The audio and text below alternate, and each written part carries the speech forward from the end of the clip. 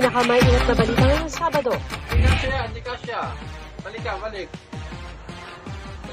Enforcer ng MMDA, hulikam na nag-counterflow sa EDSA busway. Big-time oil price hike sa susunod na linggo. Presyo ng diesel, posibleng tumaas sa mahigit 10 piso kada litro. Pisong dagdag pamasahe sa mga jeepney, irerekomenda naman ng LTFRB. Sa Nagilian, Isabela, 2 jeep nagkarerahan habang may mga sakay pang estudyante sa bubong. Payout ng ayuda para sa mga tumatanggap ng 4Ps, nasa bingit ng poverty line at mga minimum wage earner, magsisimula na sa Martes. Lalaki madalas umanong mambuli, sinaksak ng kanyang katrabaho. Pinoy Olympian EJ Obiena, wagi ng silver sa men's pole vault final sa Spain. At ang kwento ni Will Ashley sa nakakakilig nilang karaoke session ni Mika Salamanca.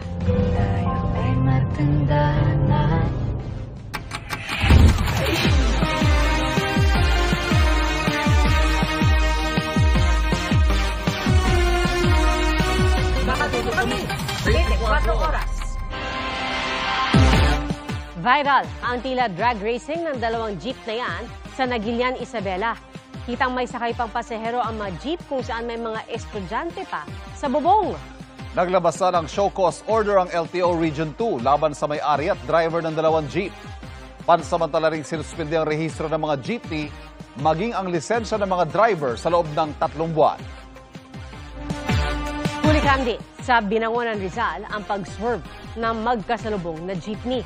At sa payag ng LTO Binangonan, agad daw nilang nahanap at pinatawag ang mga operator at driver nito. Paliwanag ng tsuper ng jeep na nasa harap ng sasakyan, nag-swerve siya para makabalik sa tamang lane. Ang kasalubong na jeep na nag-counterflow niya. Tiniketan pa rin sila at pinasusumitin ng written explanation. Magandang hapon po. Sinuspindi at pinagpapaliwanag ang isang MMDA enforcer na aktuhang nag-counterflow sa EDSA busway. Patong-patong na reklamo ang maaari niyang kaharapin sakaling mapatunayang nasa impluensya siya ng alak o ng droga. Nakatutok si Jonathan Andal. Hindi ka siya. Balik. Sumalubong ang motoristang ito sa bus sa EDSA busway sa bandang Cubao.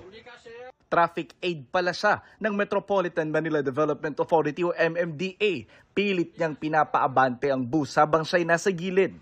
Nang lapitan na ng nagvi-video ang traffic enforcer, kitang naka-uniform siya ng MMDA na pinatungan lang ng jacket. Nang mas lumapit pa ang kumukuha ng video, may napansin ito. Lakay ng papata. Natukoy na ng MMDA ang motorista sa video. Sinuspende na muna siya sa trabaho at ipinapatawag sa Lunes para formal na magpaliwanag.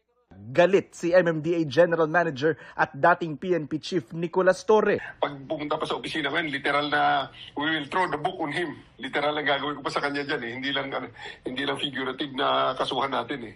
Medyo pang-aabuso na hindi natin ito tolerate yun. Sabi ni Torre, patong-patong na reklamo ang isasampa sa enforcer. Administratibo, kriminal, multa at posible pang sibakin na siya mismo sa MMDA. Great misconduct po ito. Pwede talaga siyang ma-dismiss at ma-separate from MMDA. At baka mapagmulta pa siya. Yung use of bus lane, automatic na 5,000 kagad ang multa nun . So otherwise, hindi siya makapag-renew ng lisensya. And other cases na aming isasampa dyan, disregarding traffic signs, reckless driving, kung ang resulta ng kanyang examination, meron pang violation ng Anti-Drug and Distracted Driving Act, ADA, ikakarga rin natin sa kanya yan, and it will be a criminal case. Sabi ni Torre, bukod sa cellphone video, susuriin din nila ang mga kuha ng CCTV sa EDSA Cubao Busway. Sinusubukan pa namin kunin ang panig ng MMDA enforcer.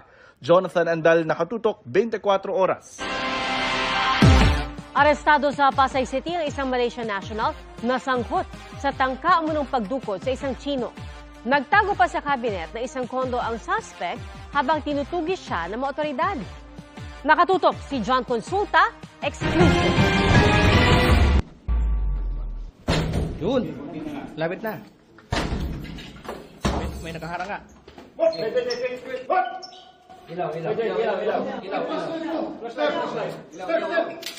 Ilaw.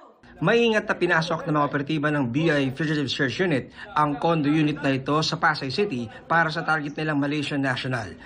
Madilim dahil sinadyang patayin ng suspect ang main switch ng kuryente sa unit para di siya makita. Sa umpisa, inakalang nakatakas na ang kanilang pakay. Pero maya-maya lang,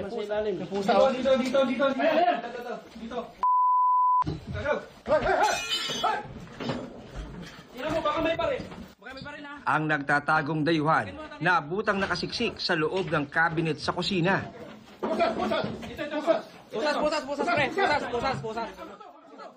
Ayon sa BIFSU, pinaghahanap ang Malaysian national matapos mahulikam ito habang pumapasok sa isang condo unit ng isang Chinese national na nagreklamo sa BI. Base sa kanyang statement ay sinasabi niya na tangka talaga siyang kidnapin ng grupo na ito kung saan may mga kasama siyang mga unidentified na mga Pilipino. At sinasabi nila rin ng complainant na nung pinasok yung bahay niya ay armado yung mga Pilipino na kasama niya. Sinasabi rin ng may-ari na nakakuha sila ng humigit kumulang 4 million pesos sa bahay. Overstaying na din itong Malaysia na ito at sinasabing nagtrabaho siya dito dati sa Pogo operation nung legal pa ito.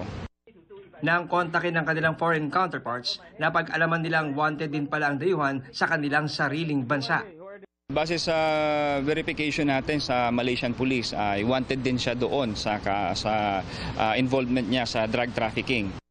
Inaalam na ng Bureau of Immigration kung may iba pang local case ang arrest ng Malaysian national na nakakulong na ngayon sa BI Detention Facility sa Bikutan. John Consulta, nakatutok, 24 oras.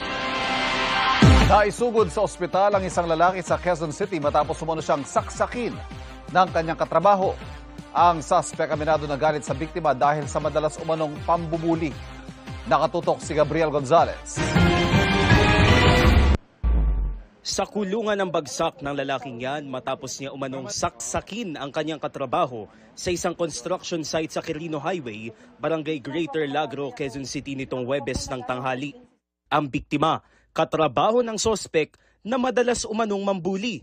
Sa investigasyon, tanghali nitong Huwebes nang magsuntukan ng dalawa dahilan para magkagulo sa kanilang pinagtatrabahuhan hanggang sa mauwi sa pananaksak. May previous silang alitan na pinaghihinalaan ng biktima yung suspect na nagsusumbong sa kanilang foreman. Agad rumisponde ang mga pulis sa insidente matapos itawag sa kanilang istasyon.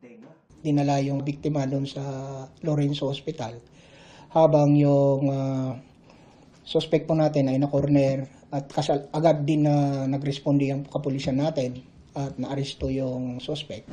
Nagtamo ng mga sugat sa parehong pisngi at likod ng biktima na hinihinalang sinaksak ng matalas na bakal. Hindi na na-recover ang ginamit ng sospek sa pananaksak. Aminado ang sospek na nagalit na siya ng husto sa biktima dahil sa madalas na pambubuli, pero itinangging sinaksak niya ang biktima. Grinip niya po ako sa ulo, pinagsusuntok niya po ako. Di ang ginawa ko naman po, nagpupumiglas ako na makawala sa kanya hanggang tinulak ko siya ng tinulak. Natumba po siya. Lagi niya po akong pinag-iinitan sa trabaho. Lagi niya po akong binubuli, pinoprovoke. Lagi niya po akong hinahamon na suntukan daw po sa labas. Nakakulong na ang sospek na maharap sa reklamong frustrated homicide. Sinusubukan pa naming hinga ng pahayag ang biktima na nagpapagaling pa. Gabriel Gonzalez, nakatutok, 24 oras. Isa namang insidente ng bullying sa paaralan. Sugatan po sa Bacolod City ang isang grade 10 student na binugbog ng dalawang kapwa estudyante. Nagtamo ng bukol sa ulo at sugat sa braso ang 17 anyos na biktima. Sa investigasyon ng pulisya, nag-ugat ng away ng kantsawan umano ng biktima, ang ilang kaklaseng babae.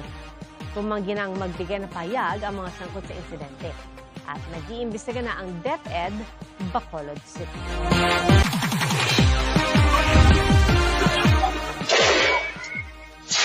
Susunod, Granada, inihagis sa gitna ng kalsada sa Sharif Aguac, Maguindanao del Sur. Philippine Eagle na nasagip mula sa pag-atake umano ng mga unggoy sa Bukidnon, pumanaw na. At ipinasubasta ang pinakamahal na dinosaur fossil sa buong mundo na mahigit 3 billion pesos ang halaga sa Sa aling dinosaur kaya nanggaling? Tutukan dito sa 24 Oras Weekend.